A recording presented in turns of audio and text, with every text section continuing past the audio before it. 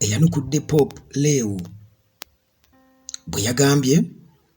nti Katonda tasobola kukkiriza ssaala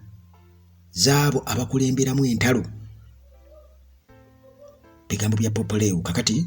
munnange White House bwetyo eyanukudde. Naye mu nsonga eno mulimu ebintu bingi kubanga tulaba amawanga gano aga Bulaaya agegattira mu kago ogwa NATO ekintu kya US ne Israeli okulumba Iran tegakisanyukira yadde n'akamu, kubanga era mu buufu bwe bumu nga tulaba Spain yagaanye US okubeera ng'ekozesa obwengula bwayo, so nga ate ne Bungereza nayo yakola kyekimu mu kugaana okubeera nti US ekozesa bases zaayo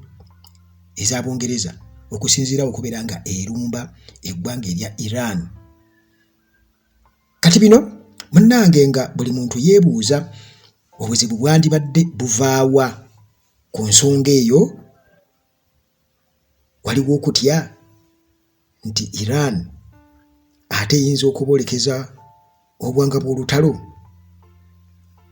mu ngeri yonna ne kibakosa mu kintu kye batafunamu oba kye batalinamu kigendererwa kiri awo kye bagenda kufuna. Kakati munnange White House bwetyo eyanukudde Pope Leo ow'e14 bwe yagambye nti Katonda takkiriza ssaala z'abo abakulemberamu entalo oba abawakula entalo ku bantu abalala. Kakati Press Secretary mu US Caroline Leavitt n'adifendinga administration ya Trump ku kukozesa essaala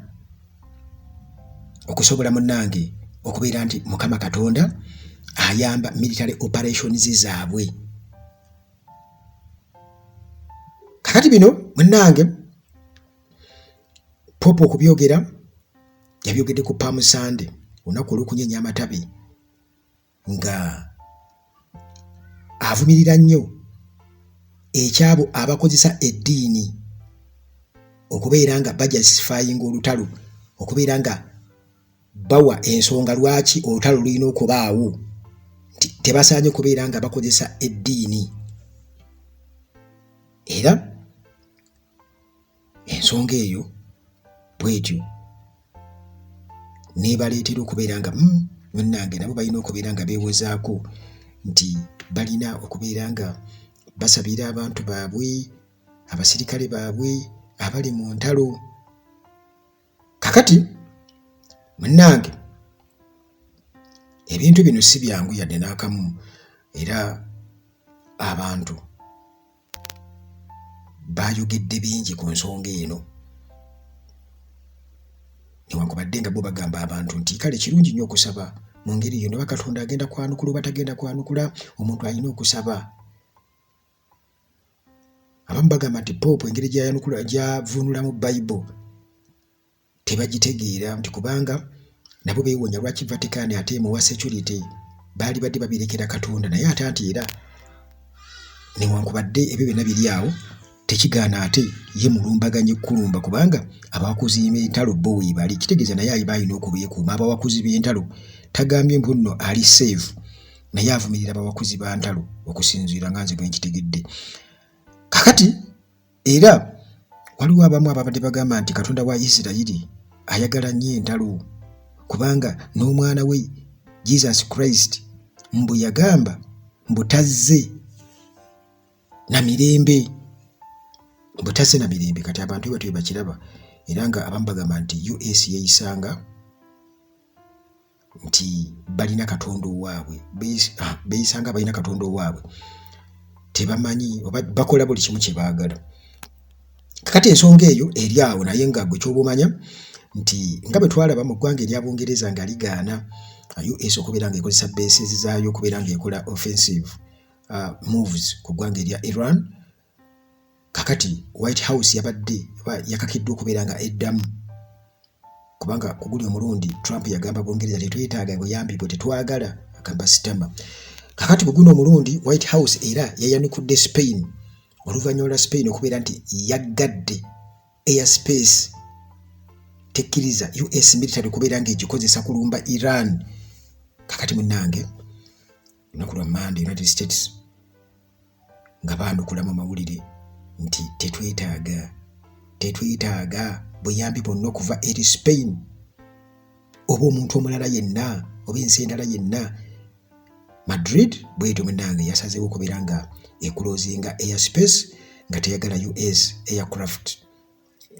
eziri involved mu lutalo olwa Iran okubeera nga zigikozesa. Kakati kino munnange kyongera okulaga nti Spain tekkiririza mu lutalo era tewagira kya US ne Israel okubeera nti bakola military operations mu Middle East. Kakati okusinziira ku White House bano batugamba nti United States military nti ebigendererwa byayo ebituukiriza mu Operation Epic Ferry era teyeetaaga buyambi bwonna kuva Spain oba ewalala yonna tebeetaaga kubanga bo already bamaze dde okubeera nga batuukiriza kye baagala. Naye ng'omuntu yeebuuza nti ddala lwaki olowooza lwaki NATO kubanga jjukira nti America mu biseera biri nga bwe bakugwa erumba omukago gwa NATO gwonna tebamala na kubuuza abali mu mukago ogwo bagenda bugenzi bino babibuuza luvannyuma tikozi ono tumukubira ki olwo okunyoya ndosooka okubaawo. Naye kati kuguno omulundi bano babadde hesitant nnyo era bagaanye okubeera nga bagoberera footsteps za America kuguno omulundi. Kino nno nti abantu abo bayinza okuba nga bakirabanga oba ekitalina makulu, naye njagala okubabuulira nti ebintu bikyuse nnyo. Abamu bagamba nti kino kivudde kubeera nti America ebiseera ebisinga obungi era bisenga olumu eyisa olugaayo n'okunyoomoola amawanga bwe bali mu mukago gwa NATO nti waliwo mu instances ezimu bwe bagirabye nga America egezaako kubanga ebayisaamu olugaayo oba oli awo nagana amawanga nago ne gagamba nti owange bwe tuba twogerako bwetwaze tetugenda kukuliyeetingawo ate mbeera yakubeera nti tuli mu mukago naye ate waliwo atutunuulira nga abatalina makulu. Kati kino kibeera awo so nga ate newankubadde nga mu kuprotectinga Ukraine awo baali bassa kimu era ng'ensonga zonna baziwa amawanga ga NATO n'obuyambi babuwaayo, naye ku guno omulundi ku Iran tekibadde bwe kityo nti oba oli awo zezimu ku miscalculations za Trump nti yalowooza nti gali amawanga gonna akazito kagenda kukaleeta bakateeke ku ggwanga erya Iran bakube, neyeesanga nga ate bagirese na Isirairi nga America ate yeesobola okuyamba Isirairi obutakubwa Iran. Kati oba oli awo gali amawanga nago gakiraba nti Iran eyinza okuba ndalamuuko biyingi nti erina obusobozi okubeera ng'ekasuka zi missiles okubuuka ensalo zaayo ne zigenda paka kutuuka na mu mawanga gaabwe nga balaba tebalinaawo nsonga yonna. Kiyinza n'okuvaako oba olumu okukyusa ebyobufuzi sayidi zeeyo nti oyingira mu lutalo kati ate ebiseera ebyakalulu ebituuka ne weesanga nga entebe mugifuuye mu ngombo buyinza nga kireesewo enkyukakyuka ez'omuggundu. Kati ba political actors sayidi zeeyo bayinza okuba nga bakiraba nti okweyingiza mu lutalo utabakwata kati nga nabo balina ebizibu ebyabwe economically kiyinza okuba nga kigenda ku straininga ebyenfuna byabwe bye batayagala kubeera nga bakosa mu bintu ebitalinaamu kibalo kiri awo ky'amaanyi ku bo nga bo, nti America yeyinza okuba erina ebibalo byayo era ng'erina weefunira so nga ate bano bo bayinza okuba nga balaba tebanebafunira kati ate ne risk ey'obutujju nti oyinza okubeera nga weetaakuluza ku mbeera eyandibadde ereeta zibbomu okubwatuka ate nga kuguno omulundi si bbomu kubwatuka wabula nga missile kujja butereevu ne zikuba kakati nga tebaagala kuwanvuya lutalo kubanga kitegeeza nti awo babeera balufudde world war kugamba babeera bongera okubeera nga balunyinyitira okubeera world war yensonga lwaki olwandowooza bagamba omusajja waba akuba mu Middle East eri bases za America kati ate tukkirize zino zikozesebwe kuba Iran ekyo kyagamba nti kubukkiriza yo ng'ekuba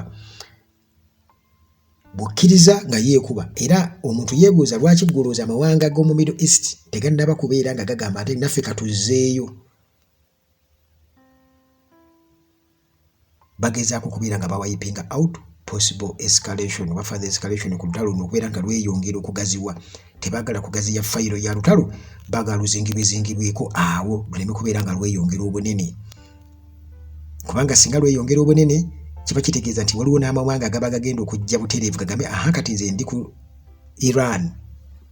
kale zaabike emipiira kubanga balabye nabali bayingidde nabali naffe nga kale ate funa tunabeera ku sayidi yemu nga Russia evaayo butereevu China evaayo butereevu North Korea butereevu n'amawanga amalala nti kati jjukira nago ate gaba galina positions zaago gayinza okusinziira okubeera nga gakosa amawanga amalala world war ng'ayongera okugaziyira ddala so kati akyali mu nkola gye bali badde ogamba nti tugirabanga mini world war eyinza okugejjera ddala n'efuukira ddala banegenda ku full scale kubanga muhoozi yagezaako dutusembereza eno mu Africa yagezaako duyingiza amasajja bamugambye biviiremu ddala tetukwetaaga era ndowooza answer ya administration ya Trump tetwagala help kuva eri muntu yenna oba nsi yonna kiba kitegeeza nti ne muhoozi ndowooza we wasinzidde okubeera nti ansa yagifuna butereevu nti akasente kobadde osuubira tugenda ku joonoga eno ng'olesa amagi ga PDF tekaliyo ate naawe eyo just kaseera buseera kubanga zino ziba pulaninga bipulaningi bituva eno tudde eno bano baagala okulingiza mu lisi naffe kwetuli oba tetuliiko kuwe muli